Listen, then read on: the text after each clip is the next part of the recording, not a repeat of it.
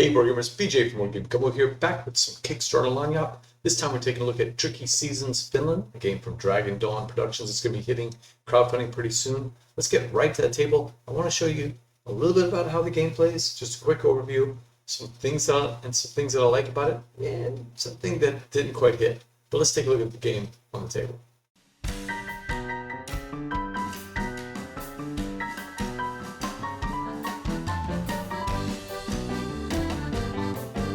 Tricky Seasons is a trick-taking game, not surprisingly, and it's an interesting game from a thematic standpoint because it's all about Finland and the seasons that Finland sees. So the artwork that you see, none of this is final, by the way.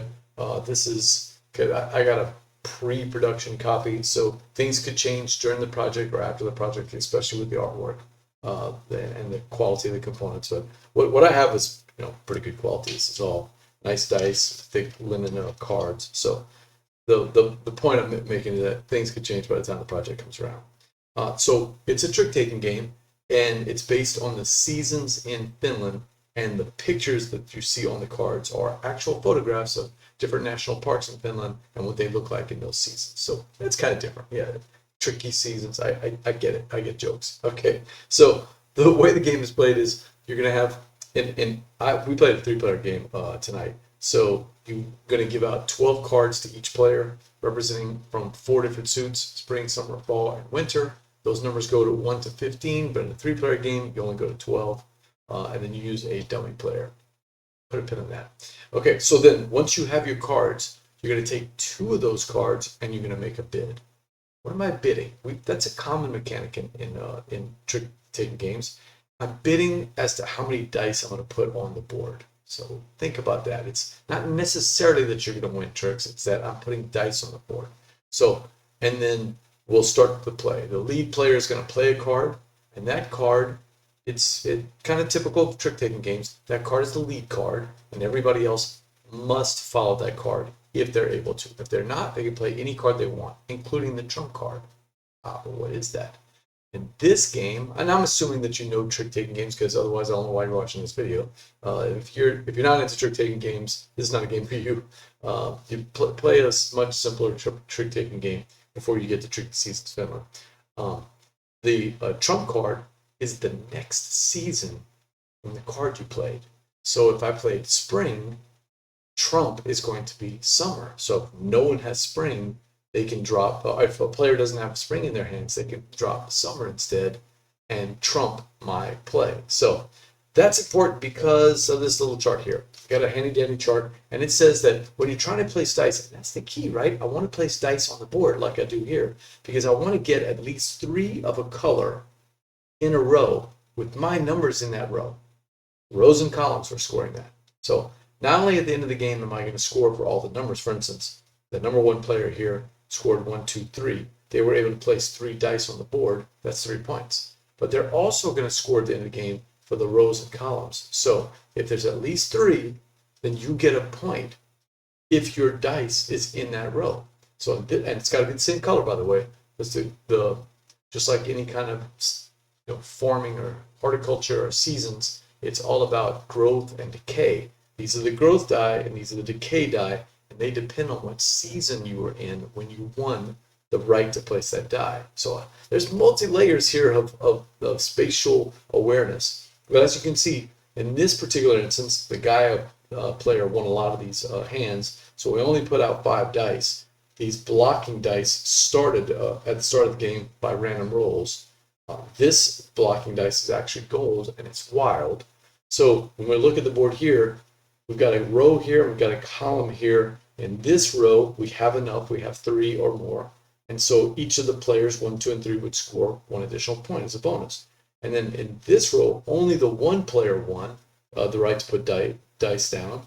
And so we've got 3 in a row, and they would score 2 additional points. Okay, so first off, that's kind of how the scoring is, but you're making your bid, and you take the cards in your hand, you place 2 cards down to make that bid. There's a bid value at the bottom, and that's what your bid is for that game.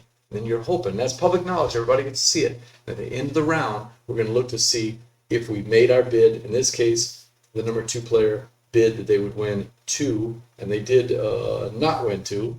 the number 1 player bid 3, and they did win 1, 2, 3. So they would have equaled their bid. And then there's a chart at the bottom where you get bonus points for winning your bid. Obviously, you want to win as big a bid as you can because you're going to get even more bonus points. For instance, if you could somehow win 6 out of 10 tricks, you get get the right to put 6 out of 10 dice on the board, is what I meant to say.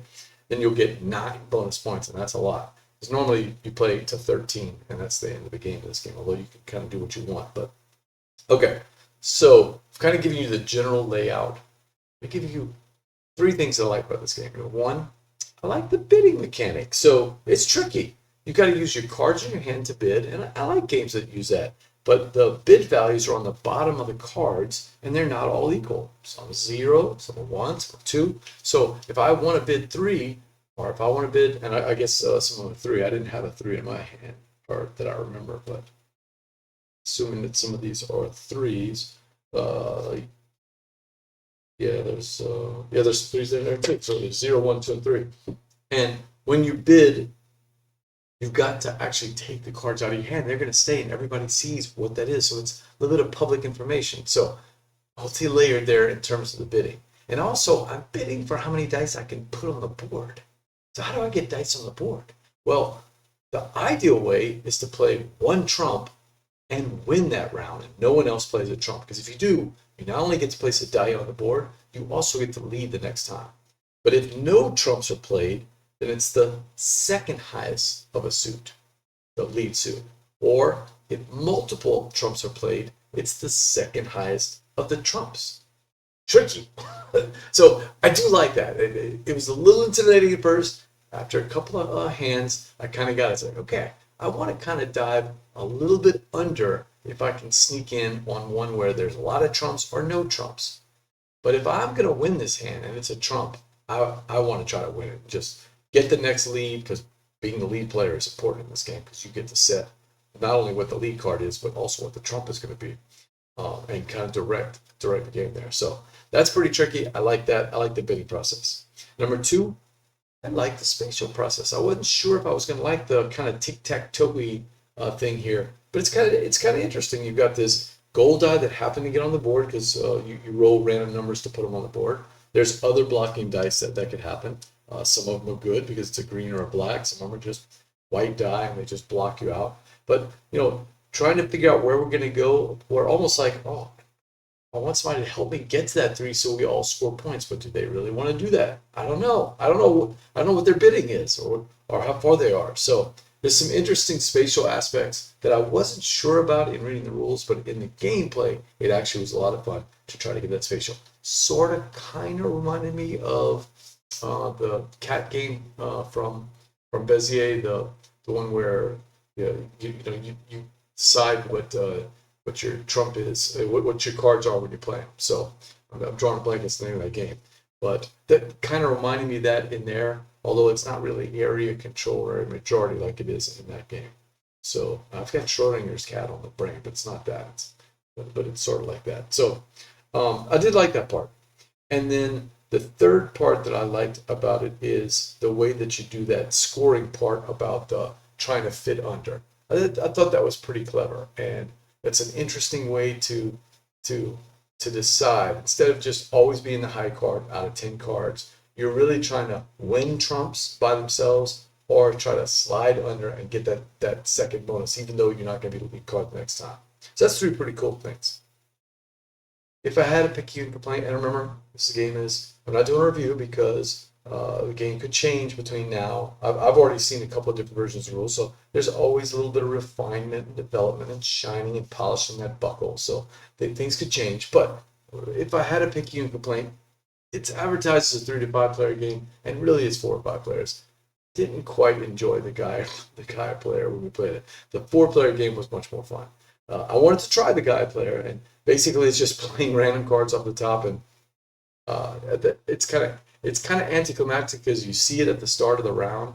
You kind of know what the guy player is going to play, but a lot of times it was like we really couldn't do anything because of the card that came out, and they weren't placing stuff on the board, so they weren't really helping us build it out. So I think if I have a complaint about the game, it's not really a great 3-player game. It's more for 4 or 5 players. But if you like trick taking and you normally only have 3 players, I could see that you want to play the game, then you could use that guy player to do that. That's just I wasn't a fan. All right, that's Tricky Seasons Finland. Should be coming out on crowdfunding pretty soon. By the time you see this video, in fact, it should probably be out. Also, there will be some demos at Gen Con if you happen to be at Gen Con. My understanding is that you can get some demos of the game.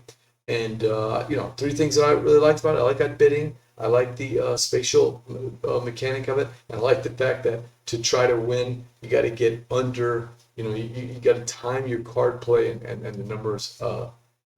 Right at a certain time. That's kind of an interesting twist on it. There's a couple of games that have done that, but this one does it pretty well in terms of not wanting to always win one. I think Sears Catalog, it comes to mind when I think about that. So it's on that level there.